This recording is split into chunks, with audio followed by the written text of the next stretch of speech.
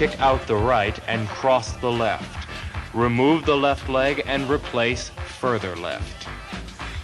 Bring your right leg under and your right arm over.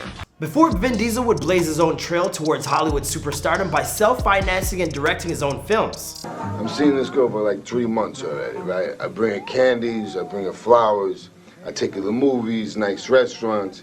I'm treating this girl kind of special, right? Before Vin Diesel would become one of the biggest action stars in the entire world by starring as Dominic Toretto in the Fast and Furious film franchise. Hey man, he was in my face. I'm in your face. Relax! Don't push it! You embarrass me! Before Vin Diesel would have over 373,000 followers on Twitter and an unbelievable 71 million followers on Instagram at the time of this recording. Let's face it, with his shaved head, muscular build, deep voice, and appealing charm, Vin Diesel's a true Hollywood star.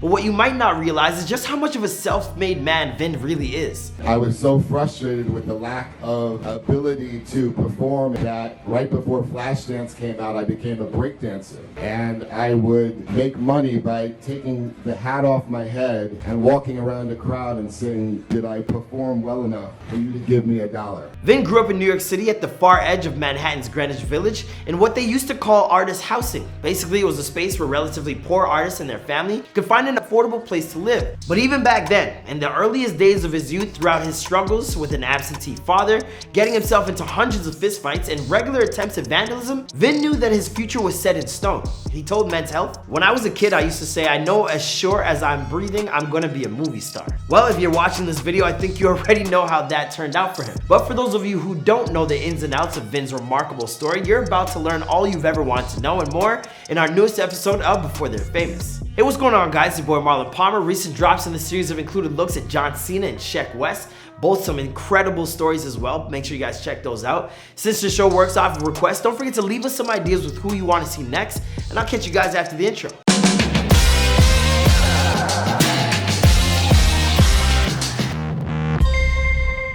Vin Diesel was born Mark St. Clair on July 18, 1967 in Alameda County, California, alongside his fraternal twin brother Paul. Vin is pretty careful when he dives into the details of his past and has admitted on many occasions that his biological father exited his life while his mother Delora was still pregnant with him. Delora was a white astrologer and psychiatrist who then moved to New York City's Greenwich Village with her young sons and met Vin's eventual stepfather, Irving Vincent, an African-American drama teacher. My grandmother Carmen, who talked my mother out of having an abortion. Thank you, Grandma Carmen.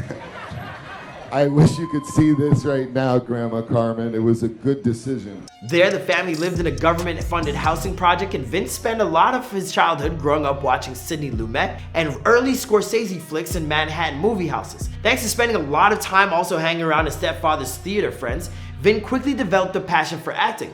But his first experience on the stage would nearly result in criminal charges. Alright, here's what happened. One night when Vin was only around 7 years old, he and his brother, along with a few friends, broke into the Greenwich Village Theater, looking to vandalize it.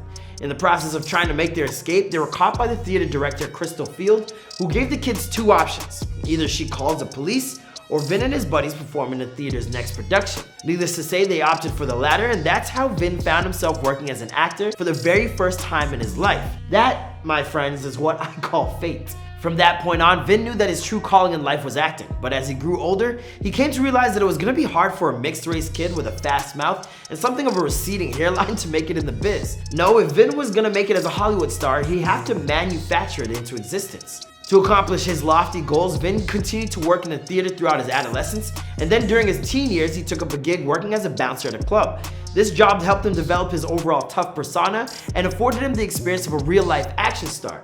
He once told Men's Fitness, "I must have been in more than 500 fights. I fought every night, and I bounced for 9 or 10 years. And these weren't pretty fights." Imagine just like watching Fast and Furious and realizing you fought Toretto in like 1984. Wanna know something else he was just doing around that time that wasn't exactly pretty? Breakdancing. No, really, just picture Toretto doing a coin drop for a second.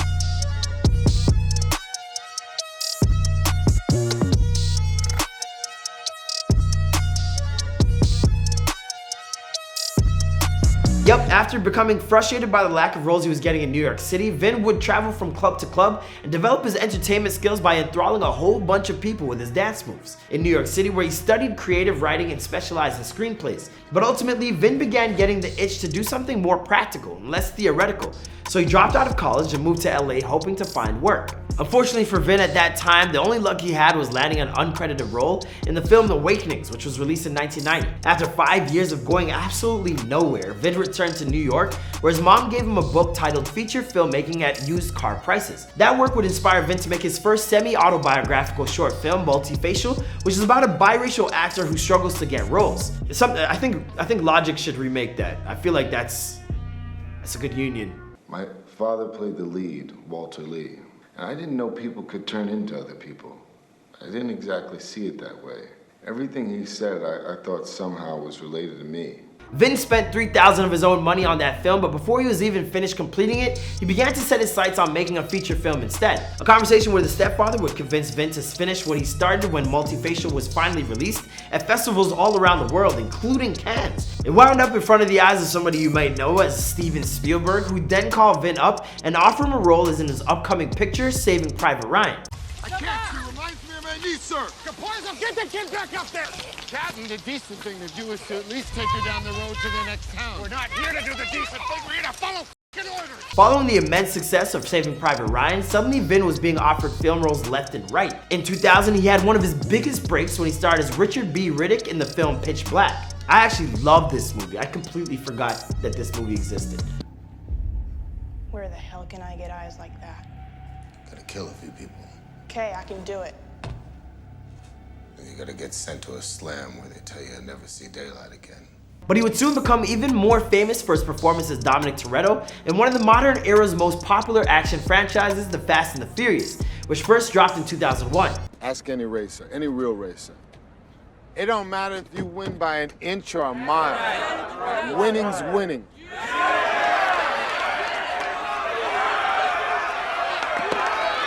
After further cementing his status as one of the hottest action stars around with Triple X in 2002, Vin decides to take a step back from action flicks to round out his persona. He started the 2005 comedy The Pacifier, as well as 2006's black comedy Find Me Guilty, but after those films failed to find much of a success, Vin found himself back at the forefront of the Fast and Furious franchise with a cameo appearance at the end of Fast and Furious Tokyo Drift.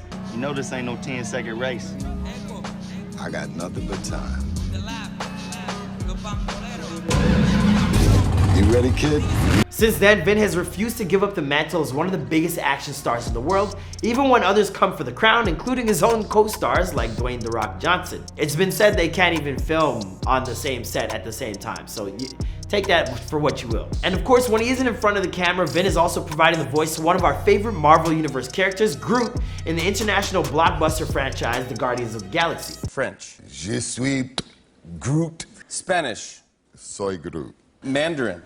Well, they don't say Vin Mandarin. Whoa, she galuta.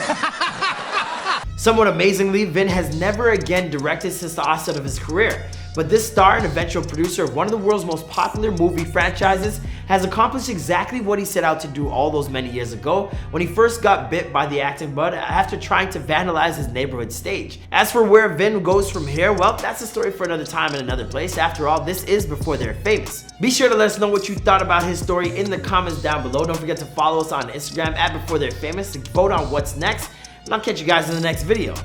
Bye.